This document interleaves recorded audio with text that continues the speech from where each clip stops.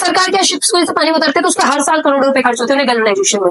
ठीक है, इसी का अल्टरनेट निकला था एलॉय। मैंने एक एग्जांपल लिया है आपका जिंक ऑक्साइड का, यहाँ लिख देती मैं जिंक ऑक्साइड प्लस क्या है आपका कार्बन। जो लोहे का आपका आयरन के जो भी ऑब्जेक्ट होते हैं उनके ऊपर हम क्या कर देते हैं, पेंट कर देते हैं। इट्स मीन अब एक लेयर आ गई है किसी बीच में मॉइस्चर और आयरन के बीच की एक लेयर है। बड़ा गुरु वक्त होता है, क्योंकि जो वक्त सिखाता है उसे फिर कोई नहीं सिखा सकता।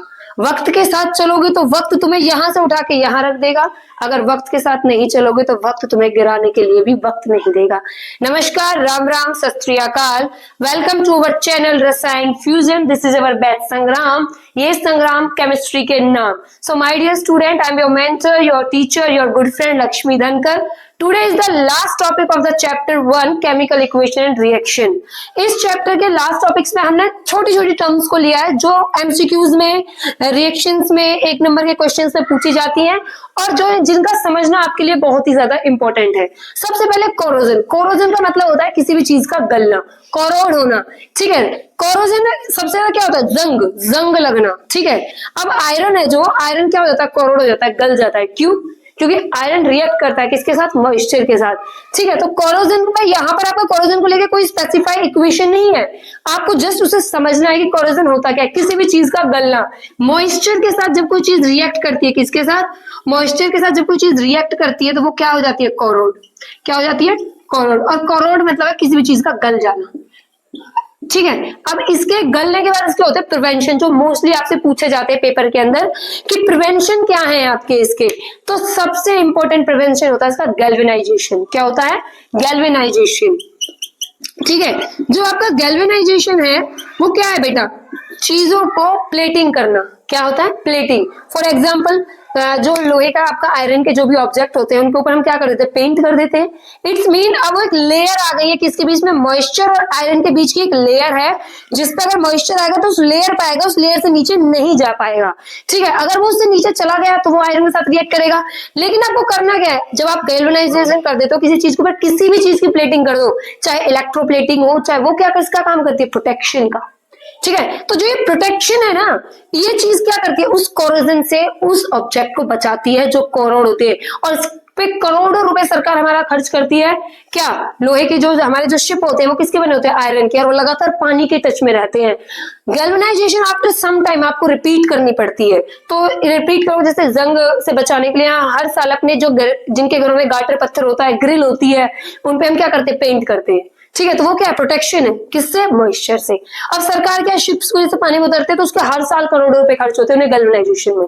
ठीक है, इसी का अल्टरनेट निकला था एलॉय। एलॉय क्या है, स्टील। स्टील क्या है, ना तो रिएक्ट करती है ना कोरोड होती है। लेकिन देखो हर चीज के अपने गुड और बैड इफेक्ट होते हैं। आयरन जो होता है ना वो स्ट्रॉन्ग होता है as compare to steel. Iron का मेल्टिंग पॉइंट बहुत ज्यादा हाई है, लेकिन स्टील का मेल्टिंग पॉइंट बहुत कम है। स्टील के बर्तन जो होते हैं ना, थाली, अगर उसमें आप खाना गर्म करोगे ना वो क्रैक हो जाती है। ठीक है, सो आप इन चीजों का ध्यान रखिए। इसमें गैल्वेनाइजेशन मेन है, पेंटिंग है, गैल्वेनाइजेशन है, और इसका अल्टरनेट आ जाता है आपका एलॉय। क्या आ जाता है, एलॉय। एलॉय क्या आपका इसका अल्टरनेट है। ठीक है, अब आते हैं आपका रेंसिडिटी। सेकंड टॉपिक है हमारा इसका, क्या, रेंसिडिटी, सड़ जाना, स्मेल आउट होना किसी भी चीज का।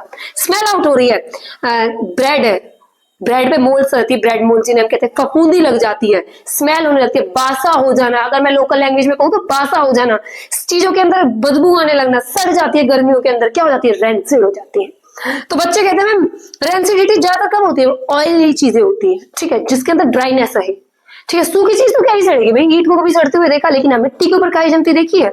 हाँ, कैसी मिट्टी, गीली। सूखी मिट्टी कभी नहीं सड़ेगी। सेम अगर रोटियां गीली हैं, ठीक है, तो उन पे क्या आ जाएगी, फफूंदी। लेकिन जैसे ही वो एयर के कांटेक्ट में आएंगी, ठीक है, वो क्या हो जाएंगी, रेंसिडिटी से फ्री हो जाती है। अब रेंसिडिटी का प्रिजर्वेशन क्या है आपका भैया, सोच लो क्या हो सकता है, रेफ्रिजरेटर्स, फ्रिज आप लोगों के बड़े बड़े आलीशान, ऐसे गोदरेज की अलमारी वाले। ठीक है, तो वो फ्रिज जो आपके है ना, वो किससे बचाते हैं, प्रिवेंट करते हैं रेंसिड, खाने को रेंसिड होने से। ठीक है, रेंसिडिटी का मतलब होता है रेंसिड होना, खाने का पक जाना, या फिर कह सकते हो बासा होना। क्या होना, बासा होना। ठीक है, अब देखिए, अब आते हैं हमारे एक्सोथर्मिक। वैसे ऑलरेडी मैं इसको डिस्कस कर चुकी हूँ, ऐसे रिएक्शंस जिसमें से हीट निकले। क्या निकले, हीट। ठीक है, फॉर एग्जाम्पल इसमें से क्या हो रही है, हीट प्रोड्यूस हो रही है। Exothermic, for example copper oxide को जब मैंने वाटर के साथ मिक्स किया तो क्या बना, CaOH का whole twice, copper hydroxide plus क्या निकली, ढेर सारी heat, large amount of heat is produced. तो ये कैसी रिएक्शन हो गई आपकी? Exothermic reaction. एक्सो मतलब एक्सोबार, बर्तन धोने वाला, ठीक है। वो क्या है? एग्जिट करता है किसको? बैक्टीरियाज को। ये किसको एग्जिट कर रहा है? हीट को। तो ऐसी रिएक्शंस जिसमें से क्या निकले? हीट, वो क्या कहलाती है? Exothermic. Endothermic, thermal decomposition is the answer. जिनको तोड़ने के लिए हमें क्या करना पड़े, जिनको बनाने के लिए हमें क्या देनी पड़े? हीट देनी पड़े।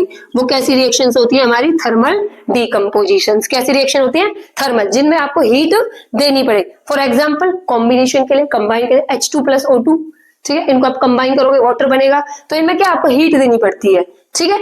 ऐसे थर्मल, इलेक्ट्रिसिटी से जिनको तोड़ना पड़े, फॉर एग्जाम्पल थर्मल का मतलब हीट, ठीक है। तो ऐसी बहुत सी रिएक्शन है जिनमें आपको हीट देनी पड़ती है, वो ऑलरेडी हम डिस्कस कर चुके हैं अपने प्रीवियस वीडियोस में। ऑक्सीडाइजिंग और रिड्यूसिंग एजेंट है। मैंने एक एग्जांपल लिया है जिंक ऑक्साइड।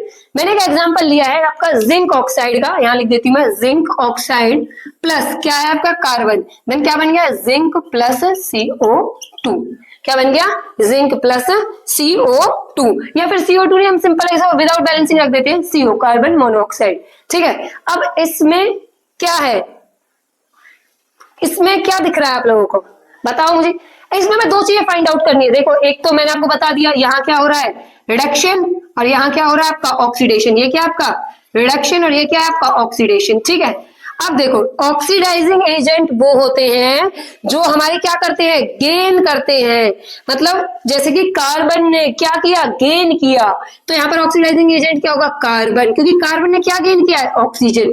और रिड्यूसिंग एजेंट वो होते हैं जो ऑक्सीजन को लूज करते हैं। तो किसने लूज किया? हमारा जिंक ने। किसने किया? जिंक ने।